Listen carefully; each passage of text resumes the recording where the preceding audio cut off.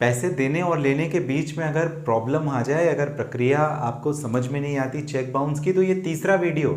इसके पहले भी हमने 2 वीडियोस बनाए जहां पर हमने आपको बताया सेक्शन 138 नेगोशिएबल इंस्ट्रूमेंट एक्ट, अगर चेक के लेने देने के संबंध में अगर आपको प्रक्रिया जाननी है, इस पर्टिकुलर सीरीज में आपको जानने के लिए मिलेगा। आपने शुरुआत अशोक पांडे के साथ की है लीगल एडवाइस में, और इस पर्टिकुलर वीडियो में हम बात करेंगे आखिर 138 नेगोशिएबल इंस्ट्रूमेंट एक्ट के हिसाब से क्या सजा, क्या प्रक्रिया और कितनी सजा का प्रावधान किया गया है, ज़रा इसको हम समझेंगे। प्रक्रिया मैंने आपको एक्सप्लेन, मैंने आपको 5 लाख रुपए देने थे, मैंने आपको चेक दिया, वो चेक बाउंस हो गया, डिसोन हो गया, डिसऑनर हो गया। अब आपको उस बैंक मेमो जब कभी भी कि मुझे आप उस लीगल नोटिस में 2 हफ्ते यानी 15 डेज का टाइम देंगे कि मैं या कि आपके वो 5 लाख रुपए वापस करूं, अदरवाइज आप मेरे खिलाफ में 138 नेगोशिएबल एक्ट का केस फाइल कर देंगे कोर्ट में। और तीसरा, जहां पर अगर मैंने 15 दिन के अंदर आपको जवाब दिया या जवाब नहीं दिया, या अगर मैं पैसे आपके नहीं देता हूं, तो 30 दिन का समय, जब वो लीगल नोटिस के 15 डेज खत्म हो जाएंगे, वहां से 30 दिन का समय आपके पास में है कि आप कोर्ट में जाएं और 138 की प्रक्रिया के अंतर्गत मेरे खिलाफ में केस फाइल कर दें। केस कैसे फाइल करेंगे?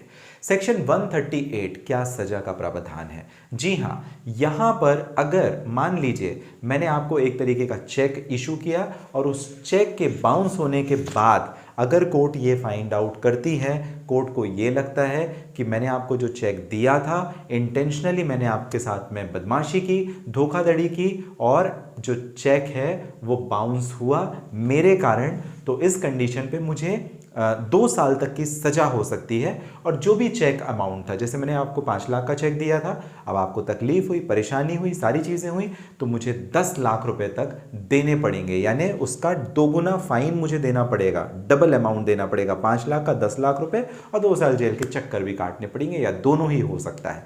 तो ये कंडीशन आपको ध्यान रखनी है, और इसी वजह से सेक्शन 138 एनआईए का थोड़ा डेंजरस हो जाता है, खतरनाक हो जाता है।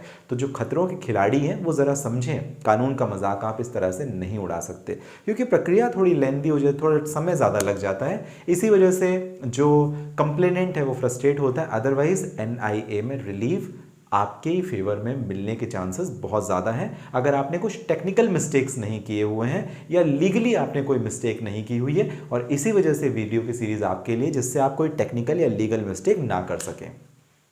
अब ज़रा समझते हैं कि आप क्रिमिनल एक्शन कब लेंगे मेरे खिलाफ में। देखिए, मैंने आपको रीज़न बताए थे, 6-7 कारण मैंने बताए थे।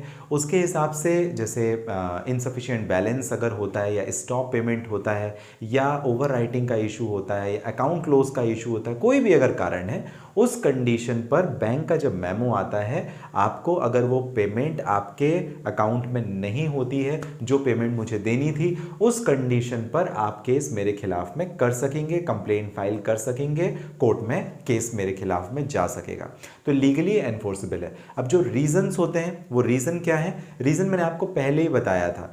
तो ऐसे कंडीशन जहां पर वो 6-7 मैंने आपको फर्स्ट वीडियो सेकंड वीडियो में एक्सप्लेन किया क्या कारण होते हैं, जहां पर भी सेक्शन 2B स्पेसिफिक है किसका, नेगोशिएबल इंस्ट्रूमेंट एक्ट का, जो ये कहता है कि उतना पैसा ही नहीं था आपके अकाउंट में जितना पैसा आपको देना था। मतलब आपने चेक 5 लाख का इशू कर दिया, आपके अकाउंट में 5,000 रुपये थे, ऐसी कंडीशन पर भी चेक बाउंस का केस आपके खिलाफ में बन जाएगा, क्योंकि आप इंटेंशनली धोखा दे रहे हैं, और ऐसी स्थिति में आपके अगेंस्ट में प्रोसीड हो सकता है एनआईए का केस। तो आप बचें, ऐसी गलती ना करें। ओवरड्राफ्ट फैसिलिटी कुछ बैंक देते हैं, वो एक अलग सब्जेक्ट है। अब देखिए, जो रीज़न है मैंने आपको बताया था, जिसमें अकाउंट क्लोजर का एक रीजन आता है, यानी मैंने अकाउंट पहले ही बंद कर दिया, अब आपको मैं कह रहा हूं कि भाई ये लो चेक डाल दो।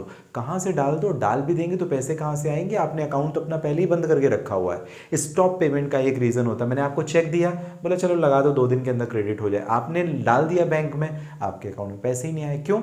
मैंने जैसे ही आपको चेक दिया, मैंने उस पर्टिकुलर चेक नंबर से ऑनलाइन इंटरनेट बैंकिंग के माध्यम से स्टॉप पेमेंट कर दिया था, आपको पैसे वो नहीं आएंगे। इनसफिशिएंट बैलेंस, मेरे पास पैसे ही नहीं थे, मैंने आपको चेक दे दिया, लो डाल लो, घूमते रहो, परेशान होते रहो।